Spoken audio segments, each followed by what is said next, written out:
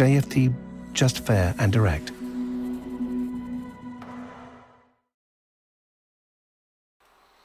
Okay, hello and good morning everyone. Welcome to JFD Traders Espresso with me, Darius Anucauskas. Today is the 25th of August 2021. So yep, welcome everyone. Welcome to this Wednesday's morning session, where we're going to have a very quick look at the markets, a few of the charts, the usual stuff. But before we do that, as always, let's quickly have a read through our risk disclaimer. So, the content we produce does not constitute investment advice or investment recommendation, should not be considered as such, and does not in any way constitute an invitation to acquire any financial instrument or product. As always, I'll give you a few seconds to read the rest and we can continue.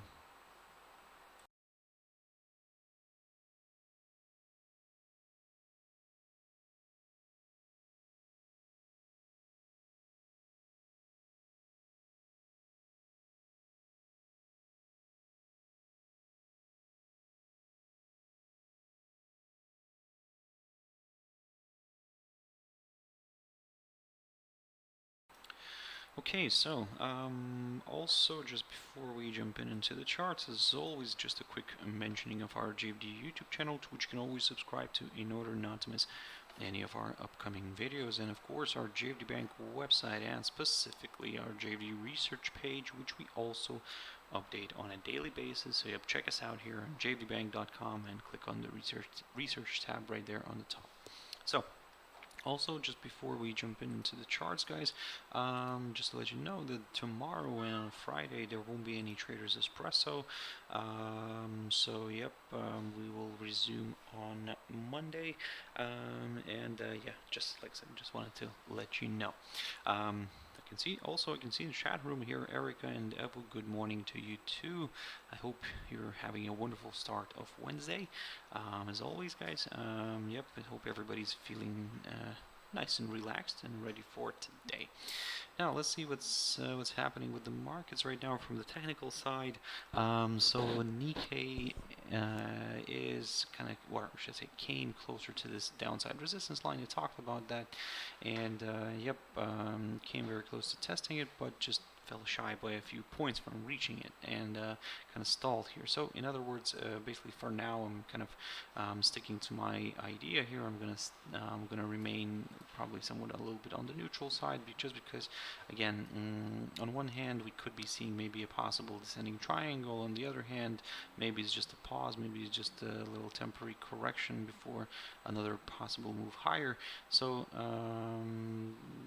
again, this, and by correction I mean, because if we look at the overall picture here, you can see that we had a nice push higher, then we entered kind of consolidation here from the around the mid-February, actually, I mean, with a slight decline, of course, but yeah, I mean, if it breaks this short-term tentative, or I wouldn't say actually tentative, but actually short-term downside resistance line taken from the high of the 15th of June, then yep, we could maybe consider a bit of a move higher here, and then we'll take it from there, because we have some other obstacles in the way higher here as well.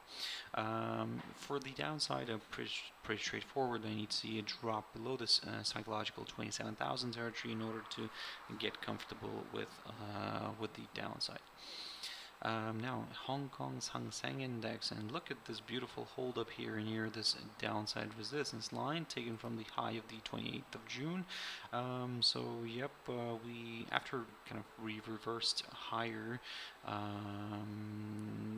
here last week, you can see on the 20th here on Friday we found support near the 24,581, and yep, then we kind of started drifting back up here. However, if we take a look at this picture, I mean, we could, of course, as long as this downside line remains intact, then this move higher could still be classed as a as a temporary correction. But again, for now, let's be very careful. If we break this downside line and we climb above the 21-day EMA, now that's where we could start maybe considering a bit of a move higher here towards maybe the area around the 26,860 territory, or even maybe going further towards that 200-day EMA near the 100-day EMA as well. And then we will take it from there, guys. But again, that's in order to consider the upside, we need to see a break of this downside line and then a push above that 21-day EMA.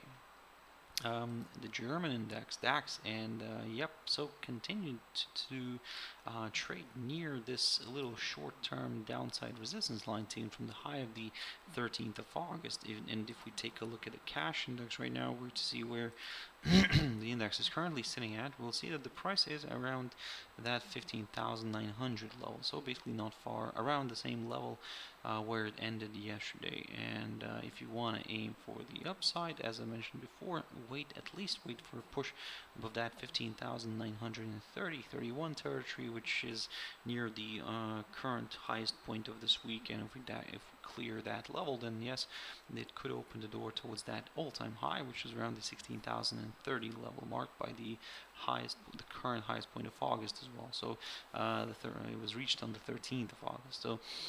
So yeah, like I said, it still could work out nicely here for the bulls. However, like I said, that break here, at least above the high of the current highest point of this week, would be needed. In terms of the downside, now this is where it could become interesting, because maybe we could start considering a bit of a decline, maybe again a larger decline if we drop back below this 15,800 territory, somewhere around here. And then of course we would also need to clear the 21-day EMA, which, as you can see, recently did its job and acted as a good area of support. And yeah, of course, if it clears all that, then certainly this increases the chances for DAX to move towards the 15,700 level, or even the 15,622 level here, marked by the current lowest point of August. The Nasdaq 100 is, yep, on its way again to, actually I wouldn't say on its way again, but it had already created a new all-time high yesterday. I mean, we overcame that previous all-time high, the 15,341. This is what I talked about. I said that if you want to aim for higher levels, certainly yes, push a push through the previous all-time high would be needed here. And yep, we've hit a new all-time high, which was roughly around the let me just double check, the 15,384 level. So if we take a look at the cash index right now, we'll see that the price is slightly on the lower side here. I mean, it's still below the current all-time high, but still there is a good chance here for the bulls to continue applying pressure, and more of the buyers could join in if we climb above that 15,384 level here.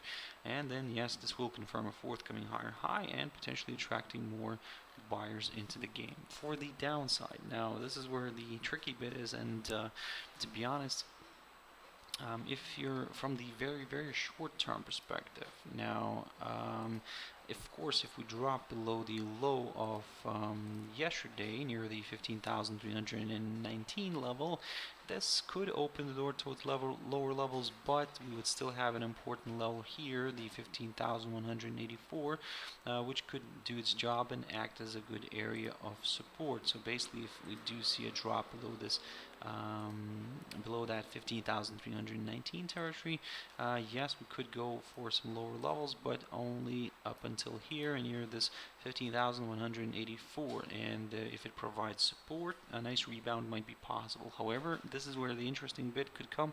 If this gets broken, now that's where we could end up traveling back to the 21-day EMA.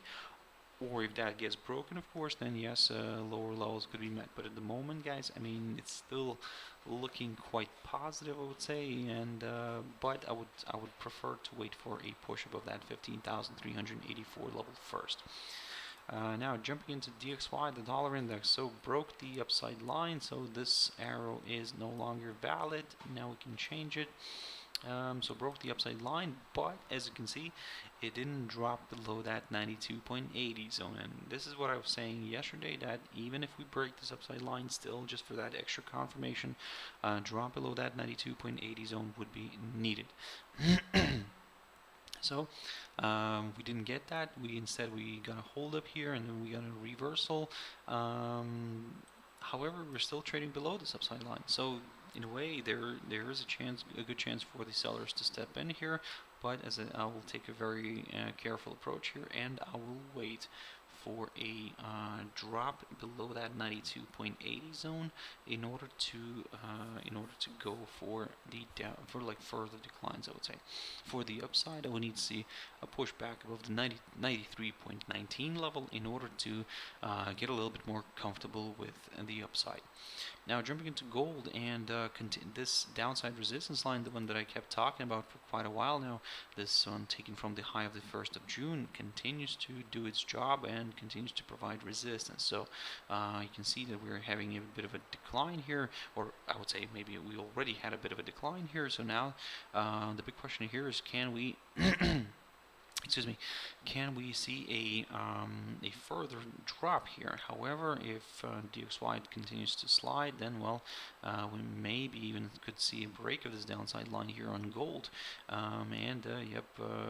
more buyers could join in, especially if we, and this is where I will adjust the level here a little bit, especially if we push above the 18.0910 level here. That's the current highest point of this week, and if we clear that, then of course this confirms a forthcoming higher high and potentially could open the door towards the 1834 level marked by the highest point of July. So in other words, if we'll put some arrows here, then my upside scenario is from around here somewhere. But my downside scenario, and this is what I said to you yesterday, guys, that yes, if it starts dropping below this 1795 territory, yes, we could start looking already at the downside slowly. But of course, don't get me wrong, I mean, there are some obstacles here on the way lower, like for example this 21-day EMA, and then this 1771 level here could be a good one to watch as well. However, a break of that area might do the job for more sellers. So let's for now, if you're looking for some downside, then I would probably caution you a little bit here and wait for rather wait for the better confirmation break. Now jumping into WTI Oil, and look at this beautiful move here. So yesterday I said that if it stays somewhere above this 65.11 territory, then yes, we could go for some higher levels. We could go for the 67.47 level, which as you can see, we've managed to hit, and yep, that's a perfect result. This is what I talked about yesterday, as I said, that my next targets is the area around these 100-day and the 21-day EMA, which we've managed to perfectly hit. So what are the further steps? The further steps, of course, will take the current high of this week near the 67.78, and we'll keep an eye on it, because if we clear that, then yes, we could go for some further upside, which still might be considered as a temporary correction, because don't forget that we're still trading below this little downside resistance line taken from the high of the 6th of July. So in other words, if we pop above this 67.78, we would also break above the 21-day EMA. More buyers could join in, potentially pushing this one higher, but we will be very careful near this downside line. For the downside, I will stick to the same idea. I would like to see a drop below the 65.11 zone here in order to get a little bit more comfortable with the downside here. Ripple, very quickly on Ripple, and yeah, so with Ripple, it's a little bit interesting here. Overall, we are currently kind of moving sideways. Well, actually, sorry, not overall, but from the short-term perspective, we're moving sideways. Overall, it's a bit of a swing here, as you can see. So yes, we are still trading above above this upside line here, taken from the low of the 21st of July. It seems that we could be forming a possible triangle pattern here, and which of course it's not an ideal one, but nevertheless we could keep an eye on something like that. So if this works out and it is a triangle pattern, then certainly you would need to wait for a breakout. Now, in terms of the breakout, now if we apply, of course, technical analysis rules here, then as you can see, the prevailing trend before entering that triangle was to the upside. So in a way, there is a kind of greater chance to see maybe a breakout to the upside. However, we have seen this happening in the opposite direction, because maybe, for example, this might not even be a triangle. Maybe this could be seen as a double top pattern here. Either way, we need to still wait here, and we need to wait for a breakout. And for the downside, I would prefer to maybe wait for a drop below this 1.10 zone in order to consider a bit of a larger correction to the downside. For the upside, I need to see a push above this downside line here, above the upper side of the triangle. And then, yeah, more buyers could join in. So, but even then, maybe just a push above that 1.35 territory here could do the trick for a few more buyers, just because this would confirm a forthcoming higher high. AUD and ZD. Now this one I do like to watch and I do like to observe, because this is quite interesting. And as you can see, currently we are once again very close to this key support zone, which is roughly around that 1.0418. And yep, if we clear that level and if we stay below that, then this could open the door towards lower levels, like for example the 1.0352 or the 1.0207 area. But again, for now, the only thing that we can do is basically wait for this drop. And just to remind you guys that this is basically now the lowest point of December. I would say we're near that lowest point of December of last year.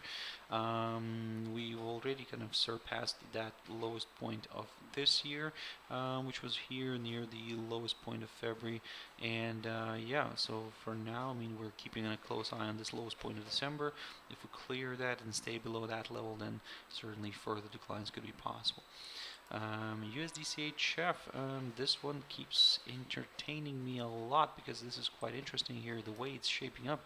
And if you remember previously, or should I say recently, I was talking about this idea maybe of seeing here this one as a potential inverted head and shoulders pattern here. But again, as I said, that first, in order to consider and get comfortable with that level, we need to see a break of the so-called neckline here, and then yes, we could go for some higher levels. But instead we had a bit of a decline again. However, this 0.9118 level is doing its job and somehow providing support. Now if we only take this little area right here, then what we can say here is that maybe, just maybe, we are forming a descending triangle pattern, which means that, of course, according to all the TA rules, these patterns tend to break to the downside. So again, long story short, guys, for now we can just examine exactly that. If we drop below this area, then yes, lower levels could be met. But if we instead go higher and break the downside line, then I'll aim initially for that 0.9233 level. But this is where my preferred scenario for the upside is.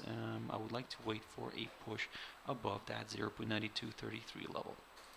Now jumping into GBP and ZD, so quick update.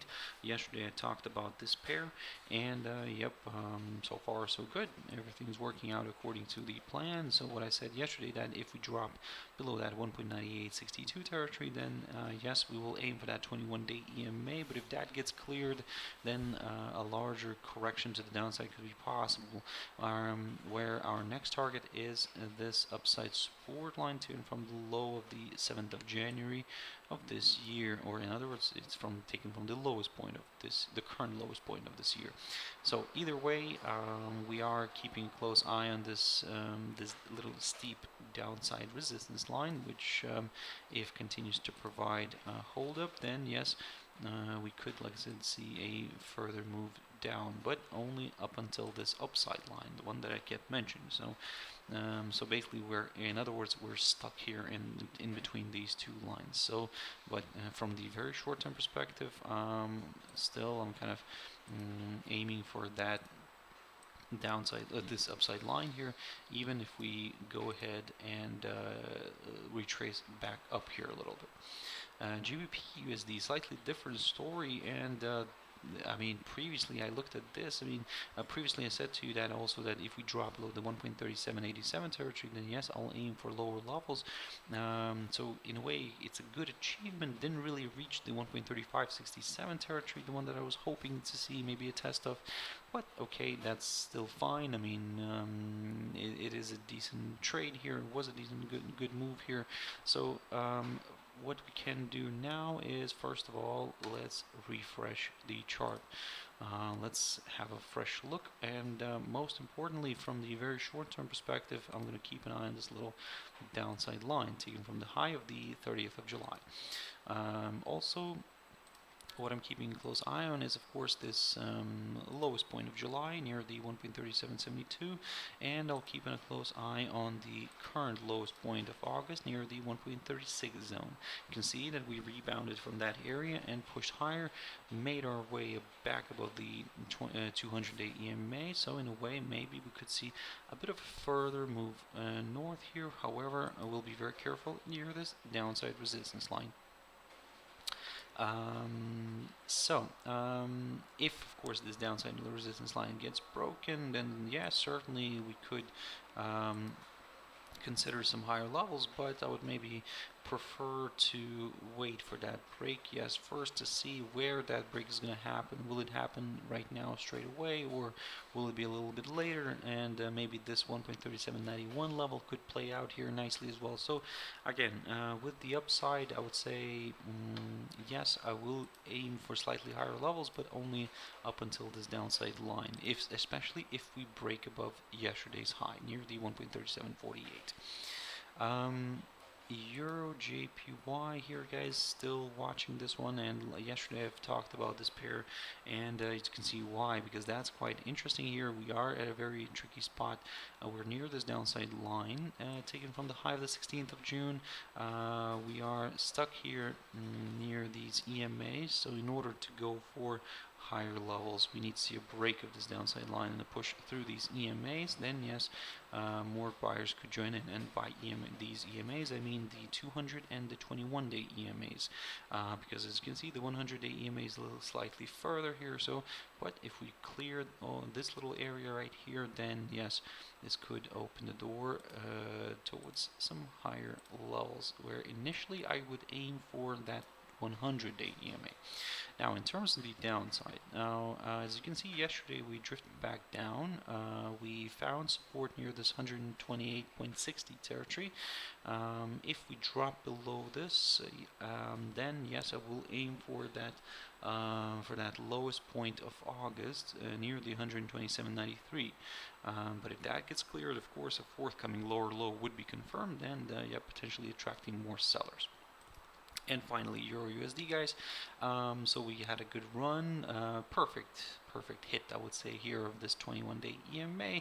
I talked about this yesterday, and what I said that in order to go for the upside in the very near term, then yes, if we climb above this 1.1750 territory, then yes, my next target is the area near the 1.1767 and this 21-day EMA, which, as you can see, perfect hit. However, this is what I said further, that if we clear above this level, the 1.1767, then yes, we could go for some higher levels, and where my next target could be this one right here near the 1.1805 or the 1.1830. Around here we have this downside line taken from the high of the 1st of June, which could also play out nicely. So long story short, for now, guys, if you're looking for some upside, then probably wait for a push above this barrier first, the 1.1767. For the downside, now this is where I would take a bit of a more careful approach here, and I would prefer to maybe to wait for a drop below the 1.1704 zone, just to be a little bit more on the safe side. This area marks the lowest point of March, marks the inside swing high here of the 20th of August. So a nice good drop below it may open the door towards the current lowest point of August near the 1.1664.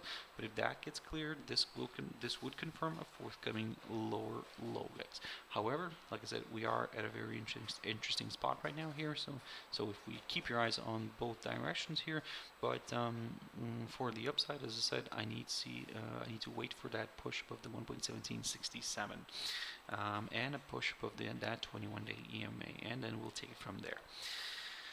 So guys, that's it for this session. I really hope you found it useful. Just a quick, again, reminder that tomorrow and on Friday there won't be any Traders Espresso, so we will resume on Monday. So yeah, I hope you'll have a fantastic trading day today, tomorrow, and on Friday, and have a fantastic weekend. Try to relax as much as possible, and yeah, come back fresh on Friday. Oh, sorry, on Friday, on Monday, and yeah, we'll take it from there. We'll see what the markets have installed for us, and yeah, we'll take it from there, guys. So thank you very much, and bye-bye.